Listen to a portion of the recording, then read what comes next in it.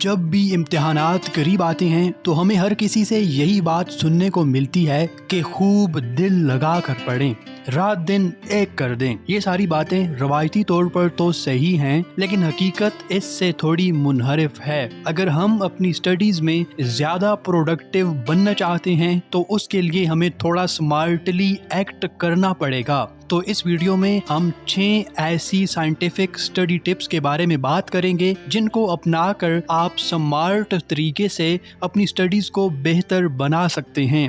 دیکھیں، محنت کرنا اچھی بات ہے، لیکن اگر صرف محنت کرنے سے انسان کامیاب ہوتا تو مزدور اس دنیا کا سب سے امیر ترین انسان ہوتا۔ بالکل اسی طرح اگر صرف محنت کرنے سے آپ پڑھائی میں آگے بڑھ سکتے تو ہر اسٹوڈنٹ 80% سے زیادہ مارکس لیتا۔ تو اس لیے ایکسٹرا آرڈینری بننے کے لیے یہ ضروری ہے کہ آپ محنت کے ساتھ کچھ ٹیکنیکس بھی اپنائیں تاکہ آپ دوسروں سے آگے بڑھ سکیں۔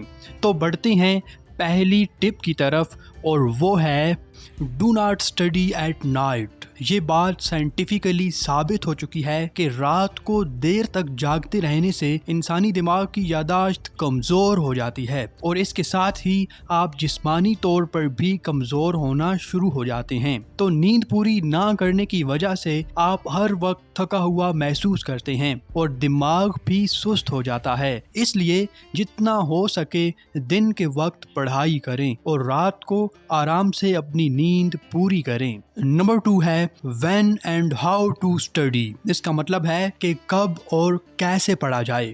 مائکروسافٹ کی ایک ریسرچ کے مطابق ہر انسان تقریباً 8 سیکنڈز تک اٹینٹیو رہ سکتا ہے اور تقریباً 1 سے 2 گھنٹوں تک کسی ایک چیز پر کنسنٹریٹ کر سکتا ہے۔ اس لیے یہ بات تو تقریباً ناممکن ہے کہ آپ سارا دن یا ساری رات لگاتار پڑھ سکیں۔ تو اس لیے سب سے بہترین طریقہ یہ ہے کہ آپ 20 سے 30 منٹس کے چھوٹے چھوٹے وقفوں میں پڑھیں اور ہر وقفے کے بعد 5 سے 10 منٹس کی بریک لیں۔ مزید یہ کہ اس طرح سے جو معلومات آپ کے دماغ میں محفوظ ہوتی ہیں وہ زیادہ دیر تک یاد رہتی ہیں، کیونکہ اس طرح ہمارا دماغ تھوڑے تھوڑے ڈیٹا کو اچھی طرح پروسیس کر کے سٹور کر لیتا ہے۔ اس لیے بجائے اس کے کہ آپ 8 یا 10 گھنٹے لگاتار پڑھیں، آپ کو چاہیے کہ ہمیشہ چھوٹے چھوٹے وقفوں میں دماغی سرگرمیاں انجام دیں۔ نمبر 3 ہے always make a plan with a goal۔ ایسا کبھی بھی نہیں ہو سکتا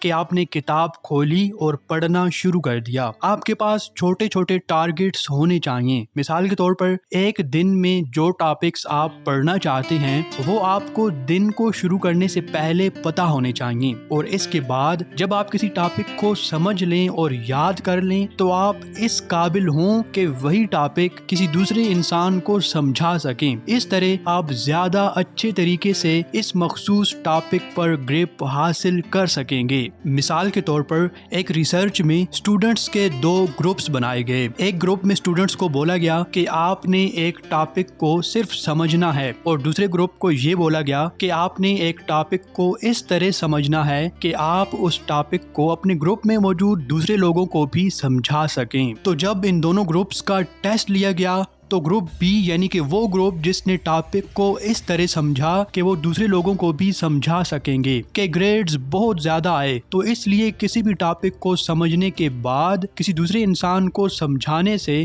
آپ کی اس ٹاپک پر گرپ اور زیادہ مضبوط ہو جاتی ہے۔ Number 4 where to study. ہمارے ہاں یہ رواج ہے کہ بچہ ٹی وی کے سامنے بیٹھا ہوگا اور پڑھ رہا ہوگا، یا پھر موبائل پاس رکھا ہوگا اور پڑھائی ہو رہی ہوگی۔ دیکھیں، یہ پڑھنے کا کوئی طریقہ نہیں ہے۔ اس طرح تو آپ پاس بھی نہیں ہو پائیں گے۔ آپ اپنے گھر میں ایک جگہ مختص کریں، وہاں پر ایک چیئر اور ٹیبل ہو، اور آپ ہمیشہ اسی چیئر پر بیٹھ کے پڑھیں۔ اگر آپ لیٹ کے یا بستر پر بیٹھ کے پڑھیں گے تو کبھی بھی فوکسڈ نہیں رہ پائیں گے، اور جب بھی آپ پڑھنے لگیں تو اپنے موبائل کو اپنے پاس ہرگز نہ رکھیں۔ اگر آپ ان سب باتوں پر عمل کریں گے اور فوکسڈ اور کنسنٹریٹڈ ہو کے اسٹڈی کریں گے تو آپ کے نتائج شاندار رہیں گے۔ نمبر 5 ہے flash cards.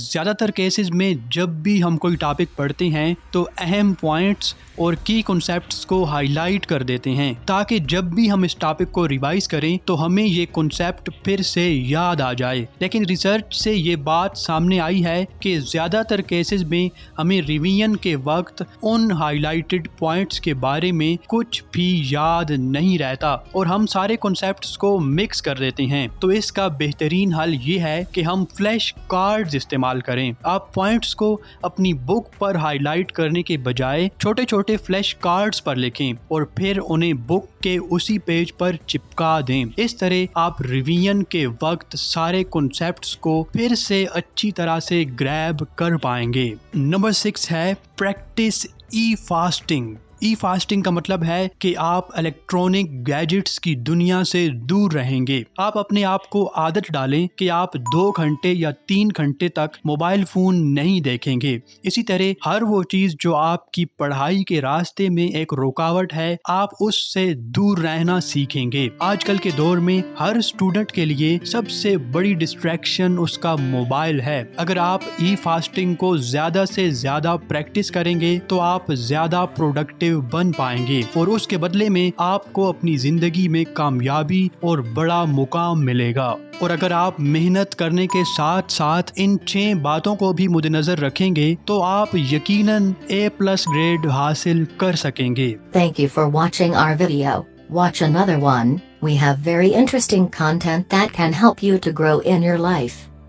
Subscribe for more interesting videos and don't forget to press the bell icon.